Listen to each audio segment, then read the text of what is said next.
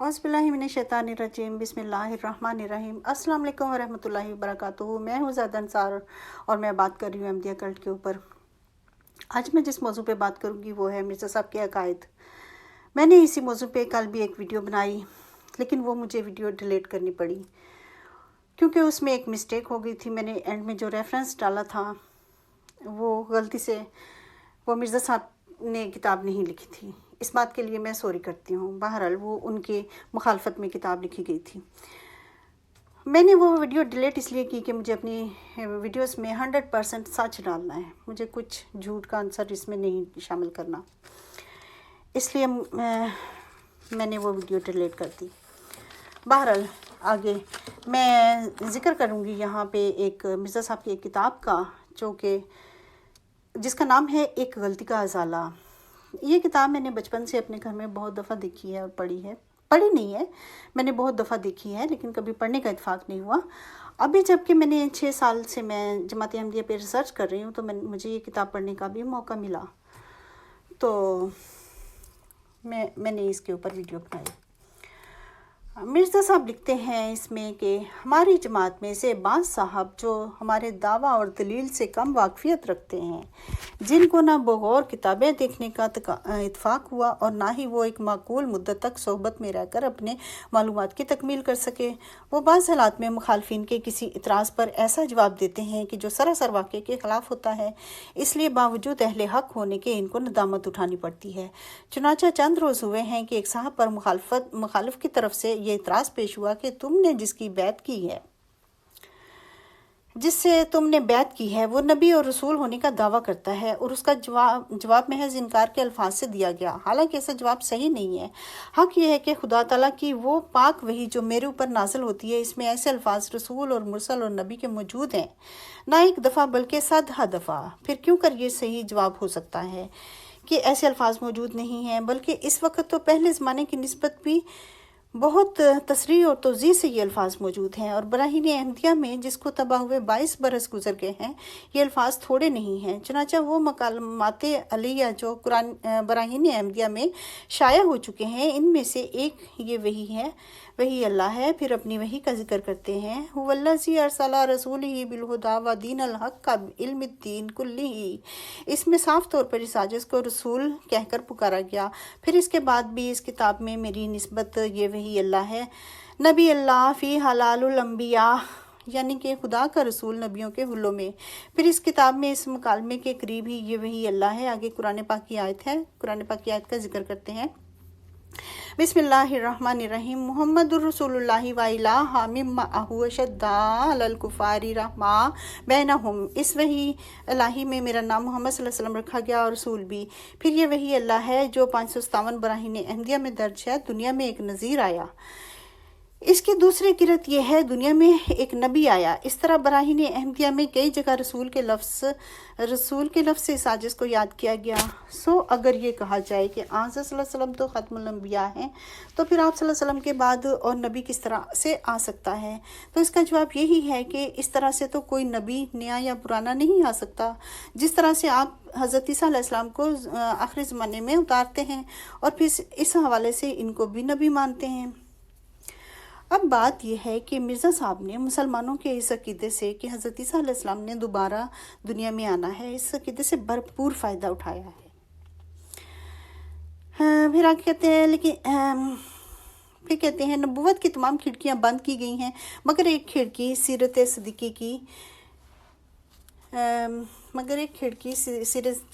की खुली है, यानी फिना फिर रसूल की।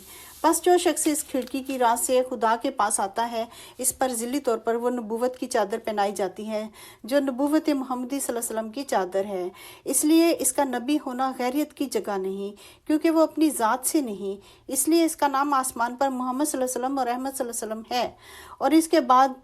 और इसके मैनी है कि मोहम्मद सल्लल्लाहु अलैहि वसल्लम की नबूवत आखिर मोहम्मद सल्लल्लाहु अलैहि वसल्लम को ही मिली बरूज़ी तौर पर, मगर ना किसी और को। फिर कहते हैं कि कुरान पाक की एक आयत का जिक्र करते हैं और कहते हैं, बिस्मिल्लाहिर्रहमानिर्रहीम। मा काना मुहम्मदुन अबा अहदिम मिर रिजालिकुम वलाकिन रसूलुल्लाहि व खातमुल नबिय्यीन। इसके मैंने ये हैं कि آگے میں نہیں بیان کرتے ہیں، لیکن وہ بھی عربی میں ہے، زیر زبر اور پیش نہیں ہے، اس لیے میں اس کو نہیں پڑھوں گی۔ مطلب یہ ہے کہ مطلب بھی خود ہی لکھا ہوا انہوں نے اس میں، مطلب یہ ہے کہ محمد صلی اللہ علیہ وسلم دنیا میں کسی مرد کے باپ نہیں، آخرت میں باپ ہیں اور خاتم الانبیاء ہیں۔ پھر لکھتے ہیں، غرض میری نبوت اور رسالت باختیار محمد صلی اللہ علیہ وسلم اور احمد ہونے کے ہے، لہٰذا خاتم الانبیاء کے مفہوم میں فرق نہیں آیا، لیکن عیسیٰ علیہ السلام کے اترنے سے ضرور فرق آئے گا۔ تو یہ سارا کھیل اسی لیے کھیلا گیا تھا کہ انہوں نے کہیں سن رکھا تھا یا پڑھ رکھا تھا کہ حضرت عیسیٰ علیہ السلام کو دوبارہ دنیا میں آنا ہے، تو وہ کچھ ایسا ڈرامہ کریں کہ سارے مسئلے ہی حل ہو جائیں۔ پھر آگے کہتے ہیں، عاجز کو رسول کہہ کر پکارا گیا۔ پھر لکھتے ہیں کہ خاتم النبیین کا مفہوم تقاضا کرتا ہے کہ جب تک کوئی پردہ مغاریت کا باقی ہے، اس وقت تک اگر کوئی نبی کہلائے گا تو گویا اس مہر کو توڑنے والا ہوگا جو خاتم النبیین پر ہے۔ اگر کوئی شخص اس خاتم النبیین میں ایسا گم ہو کہ ببابت نہایت اتحاد اور نفی غیریت کے اسی کا نام پا لیا ہو اور صاف آئینے کی طرح محمدی چہرے کا اس میں انعکاس ہو گیا ہو، تو وہ بغیر مہر توڑنے کے نبی کہلائے گا، کیونکہ وہ محمد صلی اللہ علیہ وسلم ہے گویا ذلی طور پر، اور وہ محمد صلی اللہ علیہ وسلم ثانی اسی محمد صلی اللہ علیہ وسلم کی تصویر اور اسی کا نام ہے، مگر عیسیٰ بغیر مہر توڑنے کے نہیں آ سکتا۔ تو یہ ان کا فلسفہ تھا۔ پھر آگے لکھتے ہیں، عاجز کو رسول کہہ کر پکارا گیا۔ لکھتے ہیں، میرے مخالف حضرت عیسیٰ علیہ السلام بن مریم کی نسبت کہتے ہیں کہ وہ ہمارے نبی صلی اللہ علیہ وسلم کے بعد دوبارہ دنیا میں آئیں گے، اور چونکہ وہ نبی ہیں اس لیے ان کے آنے پر بھی وہی اعتراض ہوگا جو مجھ پر کیا جاتا ہے، یعنی کہ خاتم النبیین کی مہر ختمیت ٹوٹ گئی۔ مگر میں کہتا ہوں کہ حضرت صلی اللہ علیہ وسلم کے بعد جو در حقیقت خاتم النبیین تھے، مجھے رسول اور نبی کے لفظ سے پکارا جانا کوئی اعتراض کی بات نہیں، اور نہ ہی مہر ختمیت ٹوٹتی ہے۔ پھر آگے کافی لمبی تفصیل بیان کرتے ہیں ذلی بروزی کی، اور بہت مثالیں بیان کرتے ہیں، اور کہتے ہیں کہ ہو سکتا ہے کہ ایک نہیں کئی ہزار ذلی بروزی محمد صلی اللہ علیہ وسلم دنیا میں آ جائیں، کیونکہ میں بارہا بتا چکا ہوں کہ بے موجب آیت، آگے آیت کا ذکر کرتے ہیں، بسم اللہ الرحمن الرحیم، وآخرین منہم لاہ یلحقوا بہم، بروزی طور پر وہی نبی خاتم النبیین، بروزی طور پر وہی نبی خاتم النبیین ہوں، اور خدا نے آج سے 20 برس پہلے براہین احمدیہ میں میرا نام محمد صلی اللہ علیہ وسلم اور احمد صلی اللہ علیہ وسلم رکھا، اور مجھے حضرت صلی اللہ علیہ وسلم کا ہی وجود قرار دے دیا گیا۔ اور پھر قرآن پاک کی آیت وآخرین منہم لما یلحقوا بیان کرتے ہیں، اور پھر بار بار کہتے ہیں کہ ذلی طور پر نبی اور رسول بن جانے سے مہر ختمیت نہیں ٹوٹتی۔ پھر کہتے ہیں کہ چونکہ وہ بروزی محمدی جو قدیم سے موت تھا وہ میں ہوں۔ لکھتے ہیں اس طرح آیت بسم اللہ الرحمن الرحیم، انا اعطیناک الکوثر میں ایک بروزی وجود کا وعدہ دیا گیا ہے، یعنی دینی برکات کے چشمے نکلیں گے اور بکثرت دنیا میں سے اہل اسلام ہو جائیں گے۔ اس آیت میں بھی ظاہری اولاد کی ضرورت کو نظر تحقیر سے دیکھا اور بروزی اولاد کی پیشگوئی کی گئی، اس لحاظ سے میرا نام محمد صلی اللہ علیہ وسلم اور احمد صلی اللہ علیہ وسلم ہوا۔ پس نبوت اور رسالت کسی دوسرے کے پاس نہیں گئی، محمد صلی اللہ علیہ وسلم کی چیز محمد صلی اللہ علیہ وسلم کے پاس ہی رہی۔ پھر آگے لکھتے ہیں، عاجز کو رسول کہہ کر پکارا گیا۔ لکھتے ہیں، اگر خدا تعالیٰ کی تمام کتابوں کو غور سے دیکھا جائے تو معلوم ہوگا کہ تمام نبی یہی سکھانے آتے ہیں کہ خدا تعالیٰ کو واحد لا شریک مانو، اور ساتھ اس کے ہماری رسالت پر بھی ایمان لاؤ۔ اسی وجہ سے اسلامی تعلیم کا ان دو فکروں میں خلاصہ تمام امت کو سکھایا گیا۔ پھر آگے کلمے کا ذکر کرتے ہیں، بسم اللہ الرحمن الرحیم، لا الہ الا اللہ محمد الرسول اللہ۔ کہتے ہیں کہ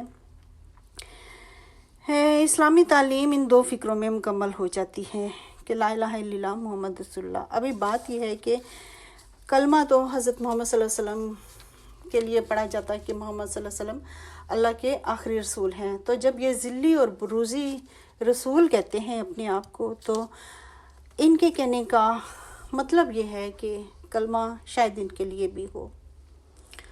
بہرحال پھر آگے کہتے ہیں،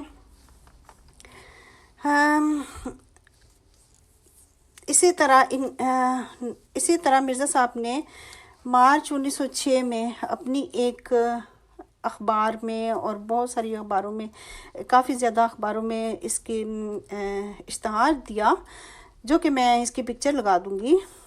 خدا تعالیٰ نے میرے پر ظاہر کیا ہے کہ ہر ایک شخص جس کو میری دعوت نہیں پہنچی، اس نے مجھے قبول نہیں کیا، وہ مسلمان نہیں اور خدا کے نزدیک قابل مواخذہ ہے۔